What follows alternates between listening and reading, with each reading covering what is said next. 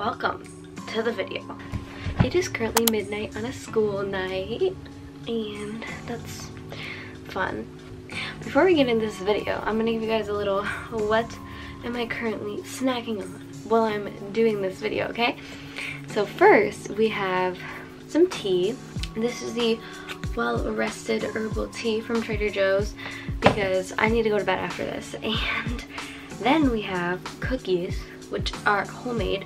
We have this one that's white chocolate and has raspberry jam filling.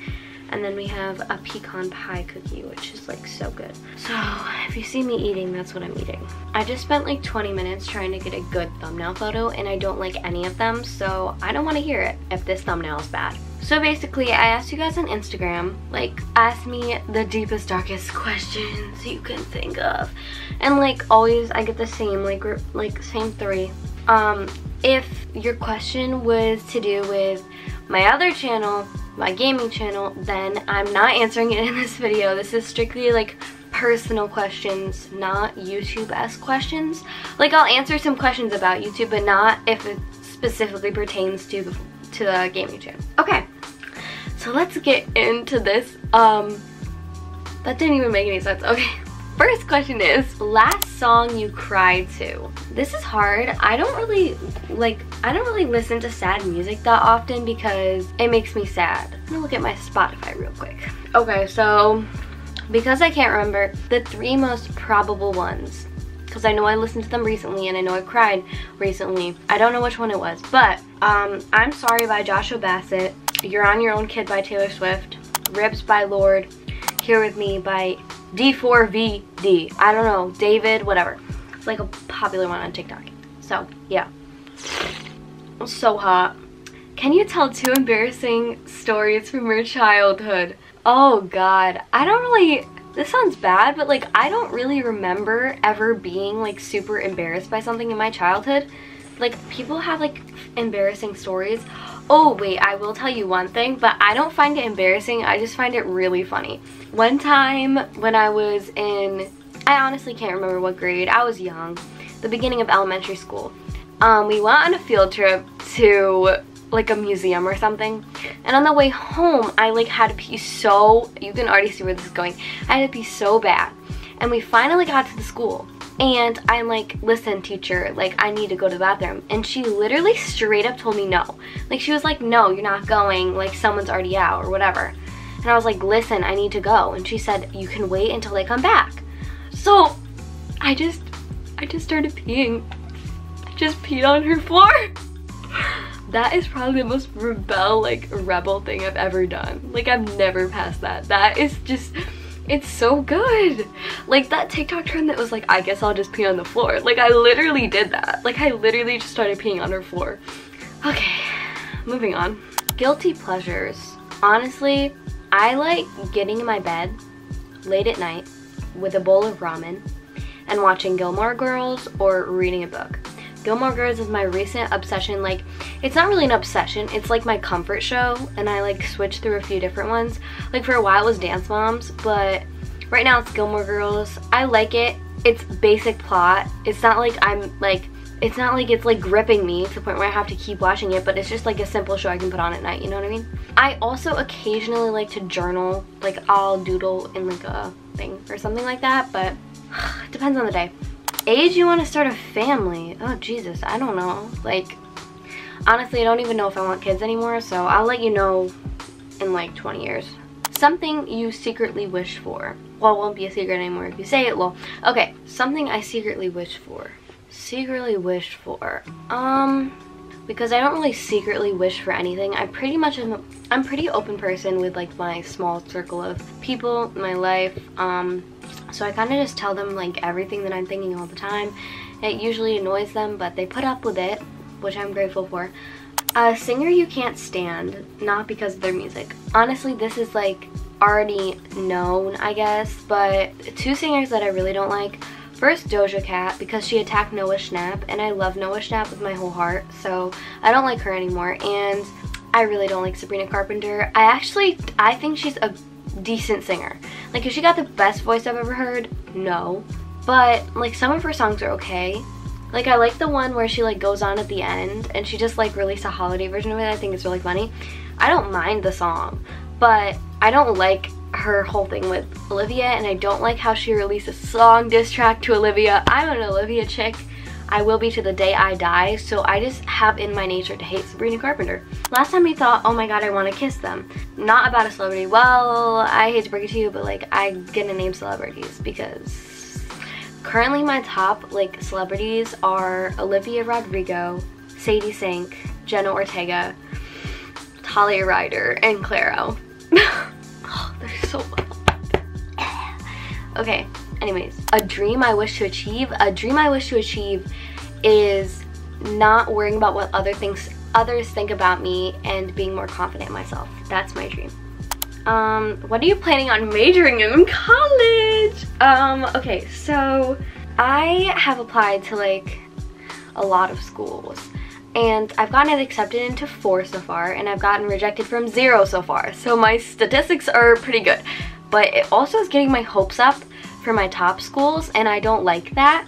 My top school in New York right now is Albany. I love it. It's small, and some of my friends are going there, which I know shouldn't influence your decision. It didn't really, but if I went there, I would probably be majoring in, I probably will go in undecided at any school, but my top 2 like major options are women, gender and sexuality studies, and marine biology or biology in general.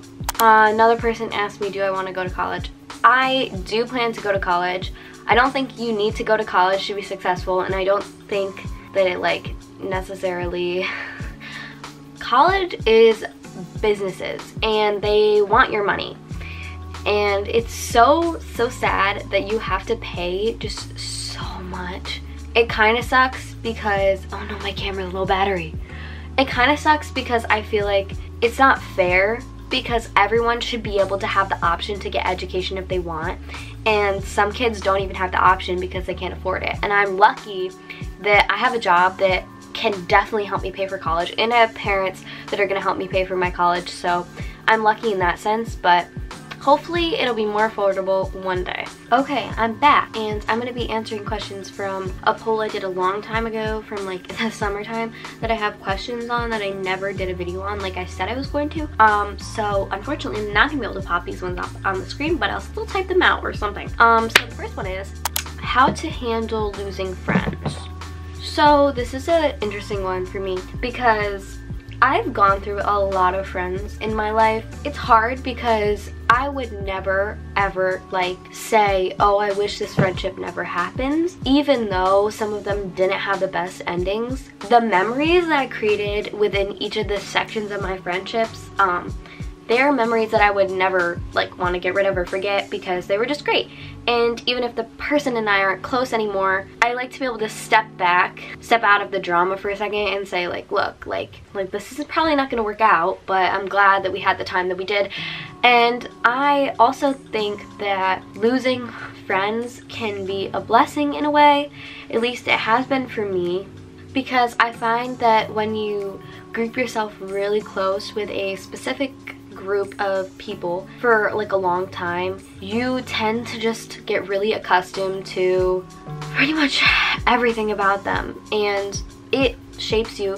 And obviously friendships shape you in general, but like it shapes you to the point where it can be almost suffocating. I get really attached and I am afraid of being alone, and that's kind of a toxic trait as well, because I need to be able to be happy on my own and know who I am, be confident in myself, because how am I supposed to give my like devotion and love into a friendship if I don't even know how to do that for myself?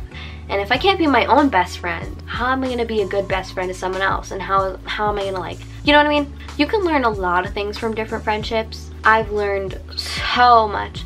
If you feel as if a friendship is one-sided, you probably are right. There have been so many friendships I went through where I gave so much and put so much effort into the friendship and I never received any back, and it hurt me because, like, for example, this girl and I used to be really, really close. We were best friends for like all of elementary school until my camera died. It felt like it was just like a random day and we just decided we weren't gonna be friends anymore. I didn't decide that. It was this girl, I kept trying to hang out with her, she wasn't reciprocating it back. It was actually 2 people, and these were my bestest friends. I had the most memories with them. They were literally part of my family, came to every family gathering. My family knew them as my sisters, so obviously this hurt me immensely. It was absolutely terrible and devastating to me. I was like, oh my god, I'm never gonna have another best friend. I'm never gonna have people that love me. I'm never gonna make more memories. I promise you that you will find people that actually respect you and enjoy you and love being around you and just actually truly care about you as a person. And you can tell when you find those people. You shouldn't have to feel like you have to conform to someone else's way of thinking. You shouldn't feel like you have to restrict what you're saying around people. You need to be able to be 100% you in a friendship and not feel like you're a burden, like you're annoying someone. And honestly, the biggest and hardest lesson to learn with friendships is that it is 100% better to have 0 friends than to have a bunch of shitty friends. It's such a hard lesson and I'm still learning it. You're gonna be more happy being your own best friend than having terrible friends. I promise you. I know it's hard, but you will find people that love you. I promise. This camera is gonna die now again. How did you become confident on camera? / why are you more confident on camera than you are in real life? You know, that is a really interesting question. I never really felt like I was never really unconfident on camera. It's always kind of come naturally to me. I used to make videos of myself when I was younger, always recording everything all the time. So I guess it's much easier to sit here and talk to something that is like literally not an actual human. I don't know how to explain it. It's a weird feeling because I know like thousands of people are going to see this video. So what is the difference between that and being confident in your real life? I think that it's the fact that the reason I'm able to be so open and confident on YouTube is because I have the most amazing people supporting me all the time, and I get comments from you guys day in, night and day, like, you inspire me, you make me more confident, you make me happy, your videos make me, like, all the things, like, oh, it makes my heart so happy to talk about. There has never been enough hate comments on any of my videos to make me self-conscious about uploading. It's like what? So what if people, like, it's so much easier for me to accept hate comments from random strangers online than to accept hate comments or like harassment from people in my actual life, because those people I probably have to interact with and see again. They're saying it to my face. For me, if you say something over text and you can't say it to my face, that just makes you look so bad. Like, I'm sorry, but if you can't, as Taylor Swift would say, if you say it in the street, that's a knockout. But if you say it in a tweet, that's a cop-out. Basically, that just means that if you have the guts to go up to someone and actually say what you're feeling or whatever it is, then, like, good for you. But if you're saying it in a tweet, you're basically just faking yourself out of it. Like, I don't get it. If you don't have the guts to say something to my face or say something to anyone's, like, if you're not gonna walk up to someone and be able to say it to them, you probably shouldn't be talking shit through a text. People in my hate comments, I can guarantee you, like, almost 95% of those people would never come up to me on the street and say that to my face. So that's, like, where I get the distinction between it. This was so all over the place, so I'm sorry this is a really confusing answer, but that's my answer. Once again, it just goes back to you guys being the amazing people you are. I hope you guys stick around for the next video. I love you all so much, and don't forget to spread kindness. Be kind to yourself and others. Love you. You say it in the street, that's a knockout, but you say it in a tweet, that's a cop out. And I'm just like, hey, are you okay?